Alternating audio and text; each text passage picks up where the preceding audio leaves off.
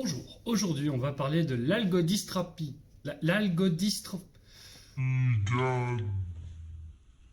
L'algodystrophie. Alors, non, ce n'est pas une atrophie de l'algue marine. Ce terme imbuvable a été modifié afin de faciliter la vie aux patients. L'algodystrophie s'appelle également le SDRC. Et pour être complexe, c'est très complexe, car ce syndrome affecte aussi bien l'esprit que le corps. En effet, après une intervention chirurgicale, il peut arriver qu'un patient subisse des douleurs dans le membre qui a été lésé. Par exemple, des picotements, de la chaleur, des pincements, des étirements, des brûlures, des crampes musculaires et j'en passe. Ces douleurs peuvent durer soit quelques jours, quelques mois, mais également s'étendre sur des années, voire sur une vie, en devenant une douleur chronique.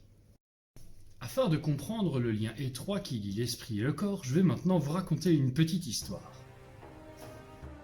Un jour, dans des temps ancestraux, un chef de guerre viking fut amputé du bras lors d'une bataille, coupé net par un coup de hache d'un ennemi. À la suite de ça, ce chef de guerre jurait que son bras réclamait justice. Nous avions visiblement affaire au premier syndrome de bras fantôme de l'histoire. Pour comprendre ce phénomène, il suffit de se remémorer la dernière fois que vous avez dû changer de voiture. Vous étiez habitué à votre ancienne voiture, à votre cacahuète dont vous connaissiez tous les pourtours et que vous aviez facile à garer en ville. Mais voilà qu'avec le nouveau break familial, c'est pas la même histoire. Vous êtes perturbé, vous êtes maladroit, au moment où vous reculez, vous sentez que vous pouvez percuter facilement un objet car vous ne connaissez pas encore les dimensions de votre voiture.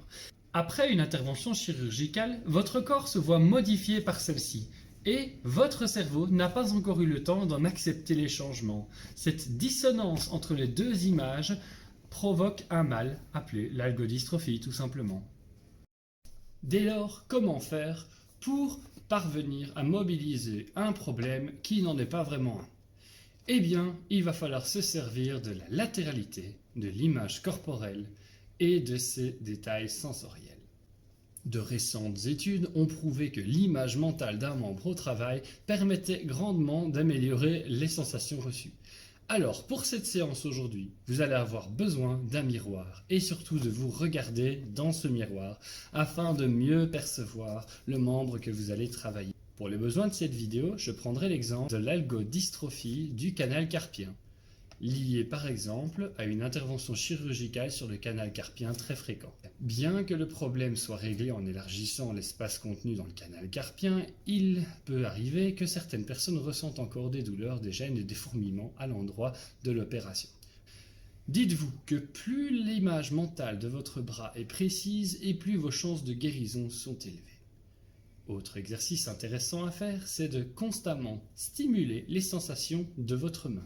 Par exemple, en la plongeant dans un bain d'eau chaude, dans un bain d'eau froide, dans un sac de grains ou en la compressant avec différentes sortes de supports. Pour commencer, tendez le bras comme ceci, prenez votre pouce, tirez dessus, l'index, le majeur, l'annulaire et le petit doigt. Ensuite, nous prenons deux doigts en même temps, pouce et index, majeur annulaire, petit doigt et annulaire.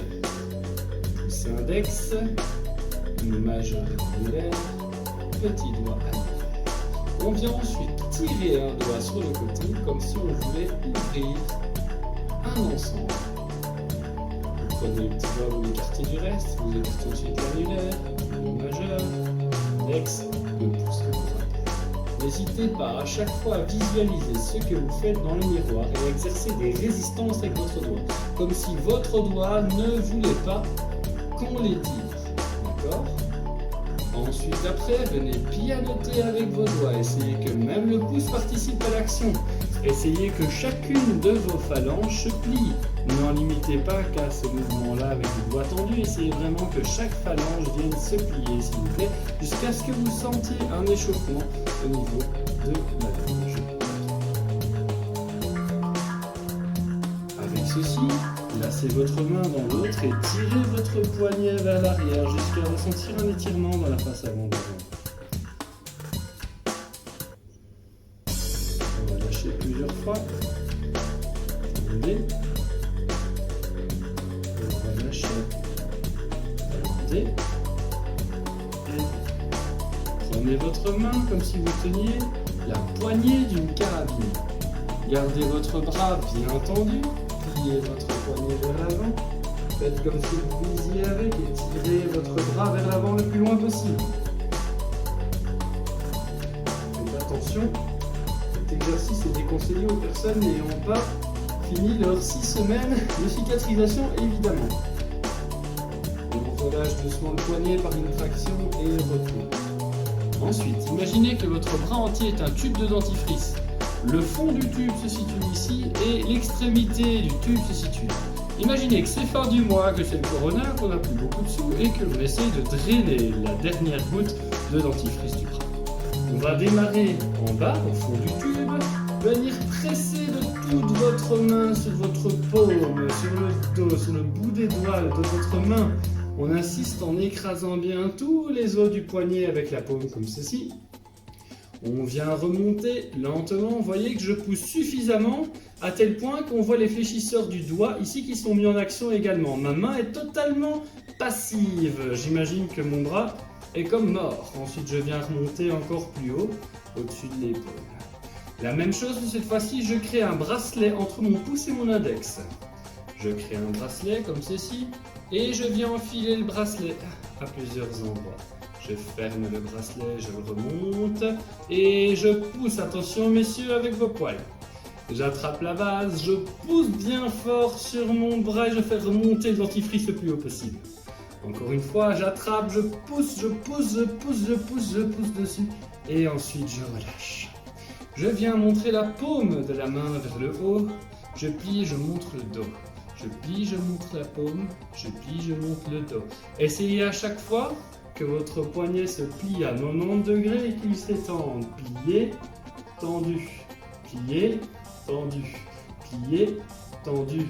La paume vers le haut, la paume vers le bas, la paume vers le haut, la paume vers le bas, paume vers le haut et paume vers le bas. Parfait. Maintenant, une fois que tout ça c'est terminé, je viens prendre mon bras ici, je fais comme si je tenais un journal dans ma main. Je le prends et je l'enroule. Je fais les gaz de la moto si vous préférez. J'essaie vraiment de faire travailler mon poignet dans tous les sens. N'oubliez pas aussi de créer une circonduction. C'est-à-dire tourner votre main lentement comme ceci pour que ça s'échauffe. Il faut impérativement voir les muscles du bras qui travaillent ici, à l'unisson, dans toute la loge. On relâche. Les picotements normalement doivent déjà se faire sentir. N'hésitez pas à vous munir d'une balle de tennis ou de n'importe quel objet mou que l'on puisse tenir dans sa main. Je saisis l'objet, ça peut être un coussin, ça peut être ici une pelote de laine, n'importe quoi. Je viens serrer ma main le plus rapidement possible. J'essaye de créer des pressions. Je ferme les doigts. J'essaye vraiment que ce soit bon gripping. Ensuite, je monte la paume vers le haut et je continue de presser dessus. Allez, on presse, courage, je sais que ça brûle. On continue bien. On continue et on relâche doucement.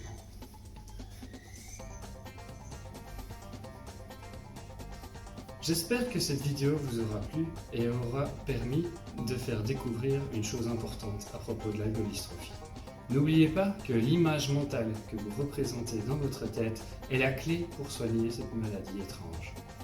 N'oubliez pas de mobiliser assez fréquemment le membre même si celui-ci vous fait mal. Si la manipulation est impossible, n'hésitez pas à faire rouler un objet pointu sur votre main à plusieurs reprises.